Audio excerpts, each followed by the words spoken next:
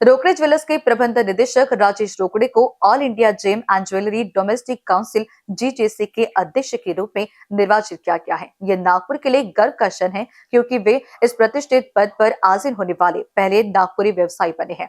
इसी कड़ी में रोकड़े ज्वेलर्स द्वारा लाडली बेटी ऑफर, बेटी को सर्वोत्तम उपहार देने का मौका, एक नई योजना की घोषणा की है जिसे लाडली बेटी ऑफर नाम दिया गया है। यह ऑफर 2 फरवरी तक उपलब्ध रहेगा और इसका उद्देश्य बेटियों के प्रति सम्मान और प्यार को प्रकट करना है। इस ऑफर के तहत पुराने सोने पर 101% मूल्य मिलेगा और आभूषणों के मेकिंग चार्जेस पर 25% की छूट भी दी जा रही है। इसके अलावा ग्राहक पुराने आभूषणों को आकर्षक नए डिजाइनों में बदल सकते हैं। यह ऑफर सोने और हीरे की बैंगल, कंगन और हार पर लागू है। इस अवसर पर राजेश रोकड़े ने कहा कि हमने हमेशा अपने ग्राहकों की आवश्यकताओं को प्राथमिकता दी है और इस लाडली बेटी ऑफर के माध्यम से हम यह सुनिश्चित करना चाहते हैं कि हर बेटी को एक विशेष उपहार मिले।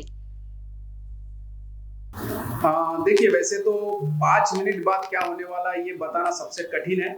अगर ये जिस किसी को भी मालूम पड़ जाए वो दुनिया का सबसे धनी व्यक्ति हो सकता है, लेकिन एक प्रिडिक्शन के तौर पे मुझे ऐसा लगता है बजट के बाद शायद सोना और बढ़ेगा, लेकिन बजट में किसी प्रकार के रिस्ट्रिक्शंस आएंगे ऐसा मुझे लगता नहीं है, क्योंकि सरकार का इस इंडस्ट्री की तरफ देखने का नजरिया काफी चेंज हो गया। पहले के मुकाबले अभी यह इंडस्ट्री 70% ऑर्गेनाइज है। पहले ये केवल 20% ऑर्गेनाइज थी, 80% अनऑर्गेनाइज थी, बट अभी 70% ऑर्गेनाइज होने के कारण सरकार इस इंडस्ट्री को बहुत सम्मान से देखती है और इस वजह से मुझे लगता नहीं कि किसी तरह के रिस्ट्रिक्शन इस इंडस्ट्री की तरफ आएंगे। और ऑलवेज इसके पहले के दो बजट आया उसमें भी मेरा यही स्टेटमेंट रहा है, no bad news is a good news. तो हमारे लिए किसी प्रकार की बैड न्यूज आने की संभावना दिख नहीं रही है। और उसके साथ ही जैसे कि 1 तारीख को जैसे बजट आएगा तो देश के सभी चैनल, बिजनेस चैनल, फिर वो CNBC हो, जी बिजनेस हो, ET ना हो, वो नागपुर से हमें कवर करते ही है। तो जरूर मैं उसमें रहूँगा और पैनल डिस्कशन में रहूँगा और जरूर टाइम टू टाइम मैं बताऊँगा। अगर कोई आप में से सोशल मीडिया पे मेरे साथ कनेक्ट नहीं है तो आप जरूर मेरे इंस्टाग्राम पे या FB पे देखेंगे तो आपको आगे क्या क्या होने वाला और क्या क्या कारण है गोल्ड के रेट को लेके, तो उसमें बताता ही हूँ। आपके जानकारी के लिए बता दूं कि केवल 1 कारण ही गोल्ड के रेट को बढ़ाने के लिए जरूरी नहीं है। सभी बैंक, सेंट्रल बैंक्स खरीदारी करती है, ये एक सब्जेक्ट है। सभी जियोपॉलिटिकल इश्यूज एक कारण है। जिस तरीके से ट्रम्प की स्टेटमेंट आती है वो एक कारण पड़ता है। डिमांड अपने आप में कारण पड़ते हैं। ये कहीं ऐसे नहीं है कि आप कोई भी चीज़ का भी पेट्रोल गाड़ी के लिए उसका एक आपको सोलार मिल गया या फिर इलेक्ट्रिकल व्हीकल आ गई, हो सकता है कल चल के हाइड्रोजन पे गाड़ियाँ चले, बट सोने का कोई दूसरा विकल्प अभी तक के आया नहीं है। हाँ, ये हुआ है कि सोना अभी तक के जो आता था 700 टन से 800 टन के बीच में, लेकिन इस बार चांदी ने बहुत बड़ा चेंज लाया है। पिछले 1 साल में 2023 में भारत में 3500 टन चांदी इंपोर्ट हुई थी, जो कि 2024 में 7000 टन हुई, जस्ट डबल। तो ये एक नया चेंज आया है। आपने देखा होगा कुछ दिन पहले किसी एक पंडित ने ये कहा था कि चांदी की चेन बच्चे को पहनाने के कारण बच्चा थोड़ा सा शांत और अच्छा रहता है, तो इस वजह से चांदी के चेनों में बहुत ज़्यादा बिक्री आई है। अभी बीच में एक आया था कि अपनी बीवी को पायल दीजिए तो शायद प्यार और ज़्यादा होता है, तो उसके वजह से पायल बिकनी शुरू हो गई।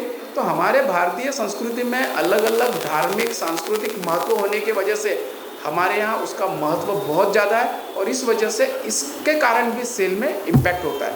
और रही बात सेल रेट में, तो निश्चित तौर पे नागपुर का अपना ज्वेलर्स, रोकड़े ज्वेलर्स 100 साल पूरे कर चुका है। 5वीं पीढ़ी अभी व्यापार को देख रही है। रोकड़े ज्वेलर्स के संचालक राजेश रोकड़े हमारे साथ मौजूद है। जीजेसी के चेयरमैन भी चुनकर आए हैं। सर, बहुत बहुत शुभकामनाएं आपको। नागपुर के सराफा व्यापारियों को क्या फायदा होगा? देखिए, नेशनल लेवल पे काम करते समय में अगर नागपुर का कोई बंदा अगर नेशनल लेवल पे काम कर रहा है तो ये समझिए कि नागपुर का हर ज्वेलर्स चेयरमैन बना है। तो ये नागपुर के ज्वेलर्स का सबसे बड़ा फायदा है, क्योंकि नेशनल लेवल पे कुछ भी काम करना है या कुछ भी जानकारी आपको नेशनल लेवल तक पहुंचाना है या नेशनल लेवल की जानकारी हमारे लोकल लेवल तक के लाना है, तो वो उसके लिए मैं एकदम उनके फिंगर टिप पे मैं अवेलेबल हूँ। तो ये नागपुर के ज्वेलर्स की एक बड़ी जीत है और मैं नागपुर का ही हूँ इसलिए नागपुर वासियों ने जो प्यार दिया है, उनका जो सम्मान है, उसी की वजह से मैं नेशनल लेवल तक पहुंचा हूँ। सर बहुत सारे हम आए दिन ऑफर्स देखते रहते हैं। हाल ही में सबसे लोकप्रिय जो कि है लाड़की बहना योजना, उसी से इंस्पायर्ड है लाड़की बेटी ऑफर। इसमें सर क्या अलग देखने को मिलेगा फॉर नागपुरियंस एंड ऑल? बिल्कुल, लाडली बेटी लाडली बहना, ये नाम ही इतने पावरफुल है कि इसमें उसकी खासियत है। हमने ये लाडली नाम इतना हमें पसंद आया कि इसकी वजह से आपने देखा है कि ना महाराष्ट्र में सरकार भी बन गई, तो रोकड़े ज्वेलर्स की कैसा पीछे रह सकता था। तो लाडली बेटी ये ऑफर हम लोग लेके आए हैं, और लाडली बेटी ऑफर ये इतना बेहतरीन ऑफर है। उसमें दो फायदे हैं। पहला फायदा तो ऐसा है कि नॉर्मली ग्राहक जब खरीदारी करने आते हैं तो वो एक डिस्काउंट की एक मंशा रखते हैं कि हमें कुछ डिस्काउंट मिले। रोकड़े ज्वेलर्स जाना जाता है रीजनेबल रेट के लिए। वैसे नॉर्मली रोकड़े ज्वेलर्स में कभी डिस्काउंट होते नहीं है, लेकिन इस बार हम लोग ने डिस्काउंट दिया है, और वो 25% मेकिंग चार्जेस में डिस्काउंट मंगलसूत्र, माफ़ कीजिएगा, नेकलेस और कंगन में रखा है। जैसे कि आपको पता है कि ये वेडिंग सीजन है, और वेडिंग सीजन में ये दो चीज़ें सबसे ज़्यादा बिकी जाती है।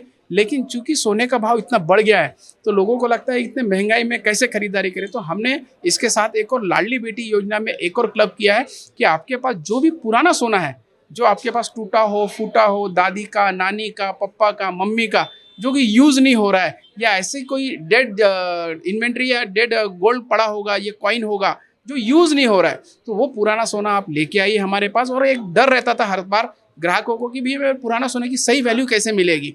तो सही वैल्यू की 1% ज़्यादा अगर वैल्यू मिल रही है, तो अपनी बेटी के लिए वो खुशी खुशी खरीदारी करने आएंगे।